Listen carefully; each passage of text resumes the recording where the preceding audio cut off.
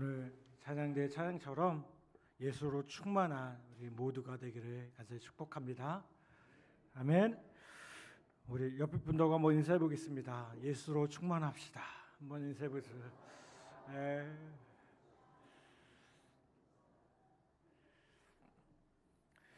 여러분, 오늘 우리가 함께 예배하며 예수님으로 가득가득 채워가는 여러분 되기를 간절히 바랍니다.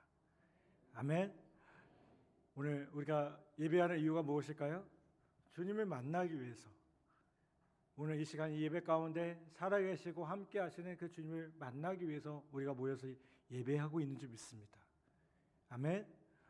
이렇게 말하면 목사님 1대1로 기도해도 예배하는 그 자리도 주님이 계시지 않습니까? 라고 말씀하시는 분들 계실지 모르겠어요. 근데 여러분, 분명히 뭐라고 말씀합니까? 두세 사람이 모인 곳에 내가 너희와 함께 하시겠다고 약속하고 계십니다. 오늘 우리가 모이기를 피하는 어떤 사람들의 습관과 같이 아니하고 그날이 가까움을 볼수록 더욱 모여서 함께 예배하며 나아갈 때에 하나님이 주신 놀라운 은혜가, 주님으로 충만해지는 은혜가 가득하기를 간절히 축복합니다. 하나님이 교회를 세우면 악마가 옆에다가 예배당을 세운다라는 독일 속담이 있습니다. 이 말은 하나님의 교회, 마귀의 교회가 따로 있다는 말이 아닙니다. 한 교회가 어느 순간에 하나님의 교회였다가 어느 순간에 마귀의 교회가 될 수 있다는 말입니다. 여러분, 그러므로 우리는 마귀에게 속으면 안 됩니다. 우리 안에 일어나는 일들이 하나님으로부터 온 역사인지 마귀가 준 역사인지를 잘 분별하셔야 됩니다. 우리가 제대로 은혜 받은 사람이라면 교회 안에서 다투는 일을 보았을 때 세상이 뒤집어질 일이 일어난 것으로 여겨야 정상입니다. 왜요? 그것이 마귀가 역사하는 일이기 때문에 그렇습니다. 사도 바울은 로마서 14장 한 장 전체를 통해서 교인들끼리 서로 판단하지 말라, 심판하지 말라라고 교훈하고 있습니다. 20절에서 이렇게 말씀합니다. 음식으로 말미암아 하나님의 사업이 무너지게 하지 말라라고 말씀해요. 여러분, 이 하나님의 사업이라는 말씀을 우리가 주목하셔야 돼요. 이 표현을 영어 성경에 보면 work of God이라고 표현을 해요. 하나님의 일이라고 말하고 있고요. 이것이 교회 공동체를 말한다고 성경학자들이 말하고 있습니다. 여러분, 이 말이 무슨 뜻입니까? 교회라는 것은 하나님이 일하시는 곳이고요. 하나님의 역사가 나타나는 곳이어야 한다는 겁니다. 어떻게 하다 보니까 교회가 생기고 사람들이 모인 곳이 아닙니다. 하나님께서 우리를 구원하시기 위해 독생자를 보내시고 십자가를 지시고 대속의 피를 흘리셨습니다. 십자가에서 빚값을 주고 사셨으며 성령으로 임하셔서 하나 되게 하셔서 교회를 세우신 것입니다. 그런데 어떻게 그의 지체된 우리가 하나님이 세우신 것을 허물 수 있냐는 겁니다. 여러분, 우리가 이 일을 결코 작게 여기면 안 돼요. 실제로 교회 안에서 이런저런 문제로 의견이 맞지 않고요, 서로 비난하는 일들이 있을 수 있습니다. 그런데 여러분, 그렇게 싸울 만한 일인지 모르는 거 가지고 싸우는 경우도 있어요.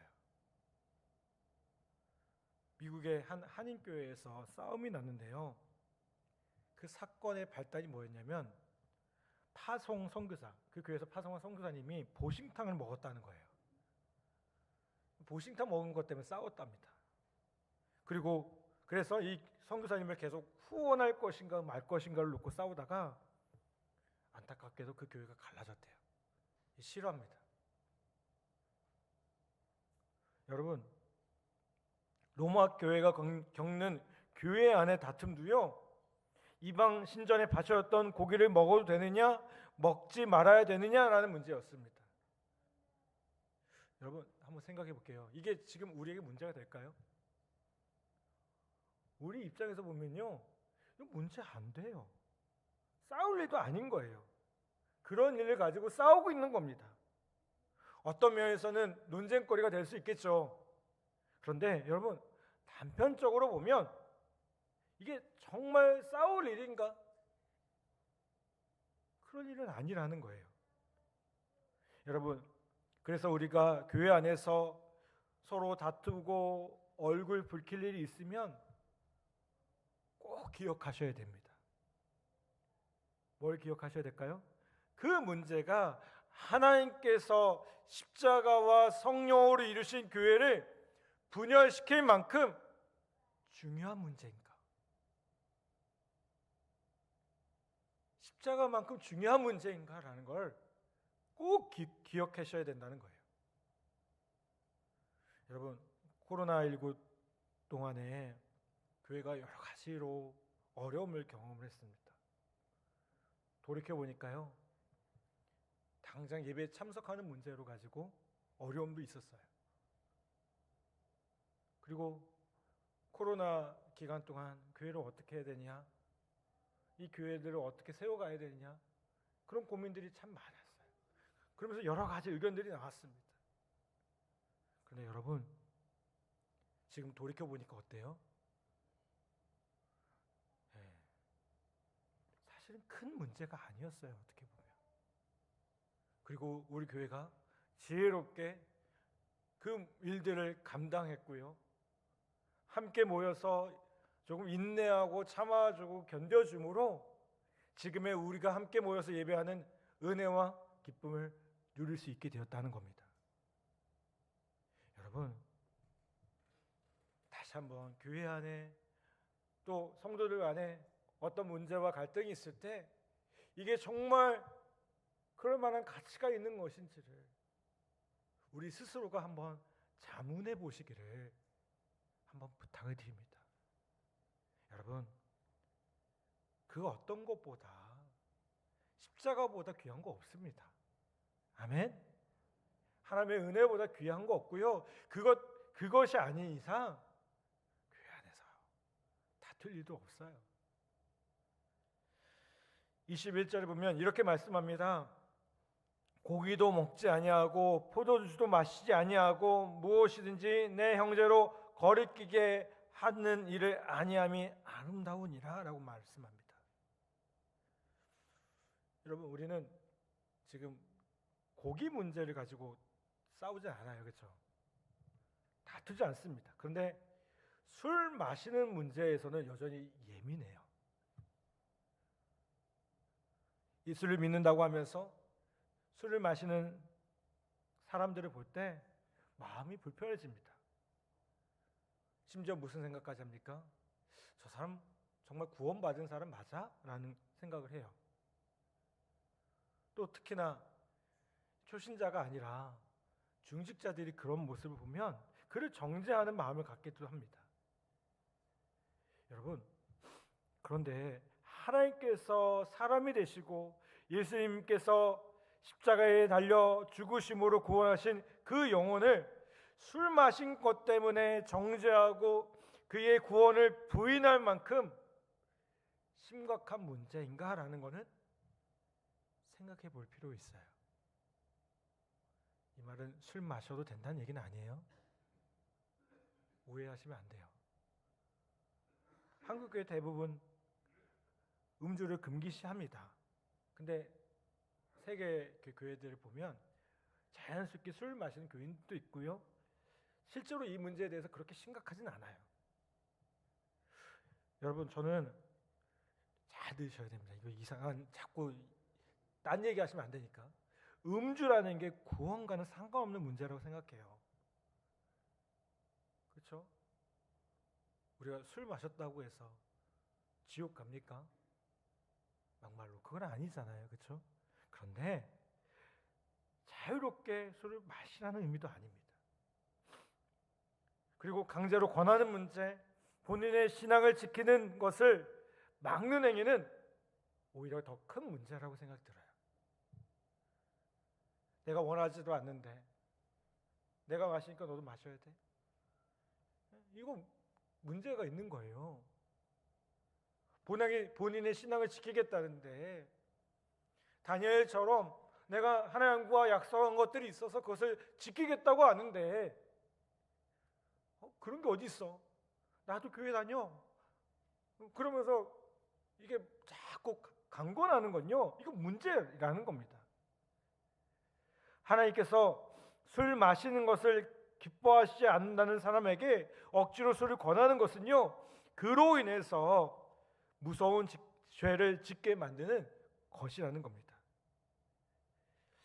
14절 말씀에 이렇게 말씀합니다. 내가 주 예수 안에서 알고 확신하노니 무엇이든지 스스로 속된 것이 없으되 다만 속되게 여기는 그 사람에게는 속되니라. 속되다, 부정하다고 여기는 그 사람에게 강요하는 것이 속되고 부정한 것이요, 그 사람을 타락시키는 것이라는 겁니다. 또 23절에 보면 의심하고 먹는 자는 정죄되었나니 이는 믿음을 따라 하지 아니하였기 때문이라. 믿음을 따라 하지 아니할 것은 다 죄니라. 여러분, 마음으로 거림직하고 이건 하면 안 돼라고 생각하는 사람에게 억지로 강요할 이유가 없다는 거예요. 하나님이 기뻐하시는 뜻대로 한다면 그것을 존중해 줘야 된다는 겁니다. 15절 말씀은 이렇게 말씀합니다. 네, 만일 음식으로 말미암아 내 형제가 근심하게 되면 이는 내가 사랑으로 행하지 아니함이라. 그리스도를 대신하여 죽으신 형제를 내 음식으로 망하게 하지 말라. 여러분, 비판받는 거 이거 정말 두려운 일입니다. 자신이 잘했던 못했던 비판하는 말을 들으면 누구나 마음이 상해요. 제가 목회를 하면서 사모한테 꼭 부탁하는 게 있어요. 뭐냐면 설교 끝나고 집에 가서 제 설교에 대해서 이렇다 저렇다 말을 하지 말아라고. 왜요? 저도 상하거든요, 마음이. 그 말 한마디에 상하거든요. 제 나름대로 열심히 준비했고 뭐 이렇게 했는데 거기서 뭐 설교가 어땠고 저땠고 그러면 마음이 상하거든요. 사모도 신학을 공부를 했어요. 사실 지금도 초등부에서 설교를 하고 있고 예배를 인도하고 있는 사람이고 알 겁니다. 근데 그거 누가 제일 잘하는 줄 아세요? 제가 제일 잘 알아요. 오늘 설교는 죽었구나. 제일 잘 알아요. 여러분, 누군가 이렇게 뭐라고 하는 말을 들으면 나도 모르게 위축되고요, 힘이 쫙 빠져요. 의욕이 안 생겨요. 오늘 찬양대가 아주 멋있게 찬양해 주셨습니다. 아멘? 아멘 소리가 좋은 것 같아요. 근데 끝나고 나서 찬양대 소리가 이렇고 저렇고 이런 말 절대 할 필요가 없는 거예요. 그냥 은혜 받으면 끝인 거예요. 아멘? 네. 다른 얘기 할 필요 없습니다. 아멘? 여러분, 형제 자매의 마음을 상하게 하지 않기를 바랍니다. 그리스도께서 그 사람을 대신해서 위에서 죽으셨기 때문에 그래요. 여러분, 여기에 우리가 받은 은혜가 있습니다. 바로 정죄하지 않는 은혜라는 겁니다.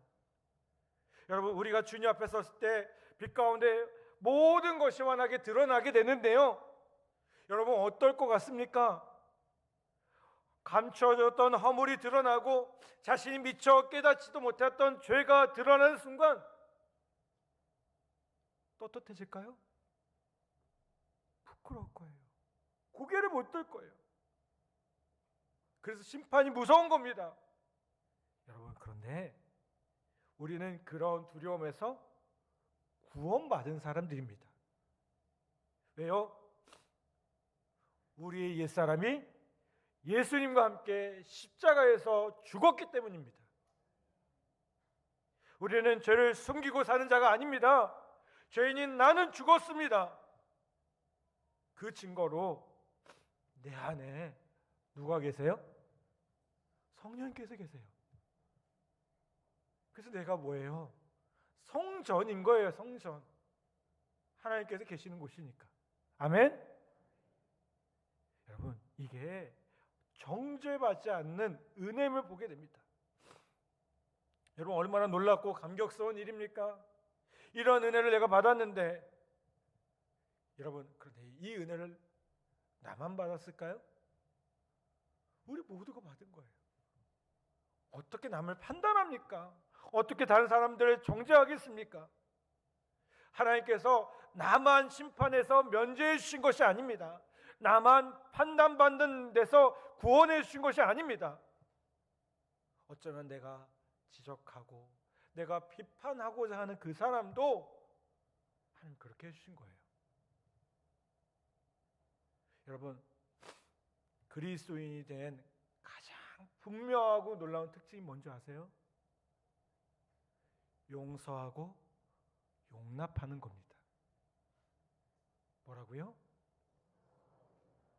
용서하고 용납하는 겁니다. 여러분, 이것을 통해서 내가 정말 그리스도인이 되었다는 것을 알 수 있어요. 내가 주님의 은혜, 하나님의 은혜, 나 같은 죄인 살리신 그 은혜 앞에 서니까요, 내 안에 있던 그 뾰족뾰족했던 마음들이 다 녹아내려요. 내 안에 종교적인 그런 것들로 가득했던 그 모습들이 다 녹아내려요. 그리고 우리 안에 뭐만 남아요? 은혜만 남아요. 사랑만 남아요. 아멘? 여러분, 내가 사람을 바꿀 수 있는 게 아닙니다. 말한다고 해서 우리가 가정에서 생활하면서 정말 안 바뀌는 사람들 있잖아요. 나랑 같이 사는 사람 정말 안 바뀌어요. 잔소리도 하고요. 양말 요거 하나 저기다 뭐 갖다 놓지 않는 게 우리의 모습이잖아요. 그렇죠? 그렇게 얘기해도요, 동의가 안 되시나 봐요. 저만 그런 것 같아요. 근데요, 여러분, 나는 바꾸지 못하지만 하나님께서 바꾸세요. 아멘? 어떻게 해요? 내가 변하면 돼요.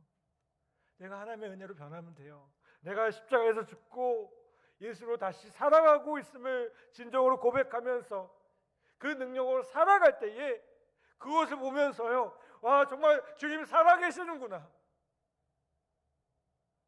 정말 주님 살아계시는구나. 여러분, 그렇게 변화가 나타나는 겁니다. 아멘? 여러분, 바라기는 우리 모두가 정말 주님의 놀라운 십자가의 은혜와 그 말할 수 없는 은혜로 다시 한번 새로워져서 그 십자가의 능력으로 살아감을 통해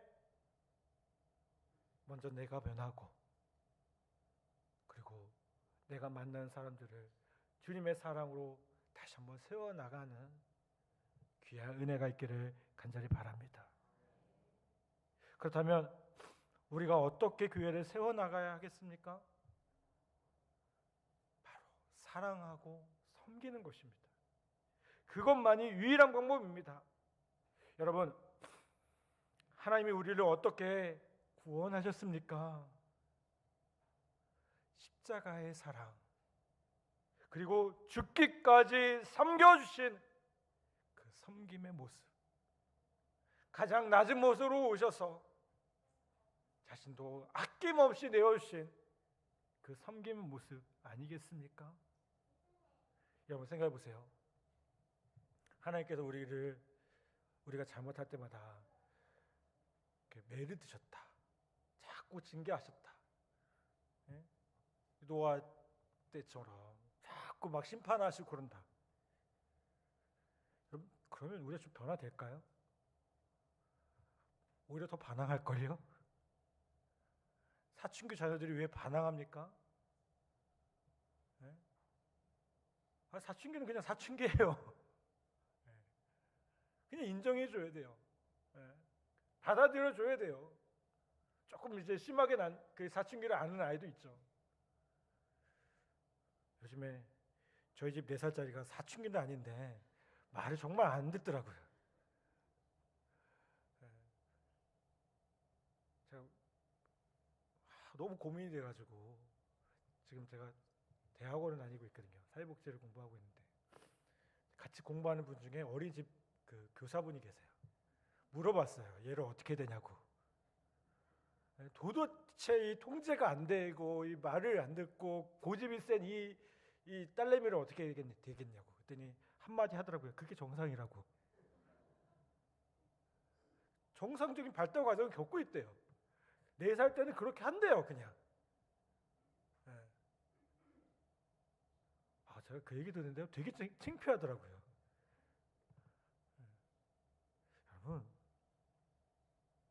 우리 안에 다시 한번 막 뭔가를 변화시키려고 애쓰기보다 십자가의 사랑 때문에 우리가 변화되었듯이 그 인내하며 참아주며 견뎌주며 용납할 때 주님의 사랑으로 다시 한번 변화되어지는 은혜가 있기를 간절히 바랍니다. 19절 말씀 볼까요? 19절 말씀 우리 함께 봉독하겠습니다. 시작. 그러므로 우리가 화평의 일과 서로를 도우는 일을 힘쓰나니. 아멘. 어떻게 됩니까? 우리가 서로 화평하고 서로 덕을 세운 일에 힘써야 될 줄 믿습니다. 교회 공동체 안에서 잘못된 것이 있고요, 못마땅한 것이 있을 수 있습니다. 그러면 바로 잡아야 할 것도 있어요. 그런데 그 전에요, 성령께서 하고 계시는 것 우리가 생각해 보셨으면 좋겠어요. 예배당에 성도들을 모이게 하시고 우리가 예배드리는 그 일 자체만으로 우리는 교회에서 이루시는 놀라운 성령의 역사를 보고 있습니다. 하나님이 하시는 일을 먼저 보고 감탄하면서 이건 하나님께서 정말 바로 잡으려고 하시는 것이구나 라는 것을 깨달으실 때 여러분 그때 움직이면 돼요. 내 생각, 내 판단이 아니라. 여러분, 하나님은 우리가 하나 되기를 원하고 계십니다. 아멘. 교회라는 곳에, 교회라는 모임이 사람이 모였기 때문에 생각이 다를 수 있고요, 또 내 마음에 다 들지 않습니다. 여러분, 그런데 그것보다 우리가 먼저 하나님을 바라보셔야 돼요. 하나님께서 우리 각 사람을 통해서 어떻게 일하시는지, 하나님께서 우리 교회에서 어떻게 일하시는지, 하나님께서 이 교회를 통해서 기대하시고 소망하는 것이 무엇인지. 아멘. 여러분, 우리가 그것을 바라보며 나아갈 때에 우리가 주 안에서 더욱 하나 되어지는 놀라운 은혜가 있을 줄 믿습니다. 아멘. 여러분, 하나님이 우리 각자와 교회에 기뻐하고 원하시는 것이 무엇인지를 다시 한번 생각해 보기를 부탁을 드립니다. 하나님을 기쁘게 하기 위해 하나님을 섬기고 이웃을 섬기며 사랑하는 우리 모두가 되기를 간절히 바랍니다. 그럴 때 하나님은 진정으로 우리를 기뻐하시고요, 우리 모두에게 하나님의 기뻐하심을 통해 더 큰 기쁨이 있을 줄 믿습니다. 여러분, 오늘 저는 로마서의 말씀을 마무리하려고 합니다. 올 초부터 시작한 이 로마서의 말씀을 함께 마무리하면서 여러분, 우리가 다시 한번 십자가를 기억하고 하나님의 은혜와 사랑을 기억하고 우리가 사랑과 섬김으로 함께 나아가며 무엇보다 그렇게 나아갈 때에 하나님이 우리를 기뻐하시는, 우리를 기쁘게 받아주시는 그 놀라운 은혜를 경험하는 우리 모두 되기를 간절히 바랍니다. 하나님께서 주시는 놀라운 은혜와 기쁨이 우리 안에 더욱더 가득하기를 주님의 이름으로 간절히 축복합니다. 아멘. 이 시간 우리 말씀을 생각하며 우리 함께 찬양하겠습니다. 우리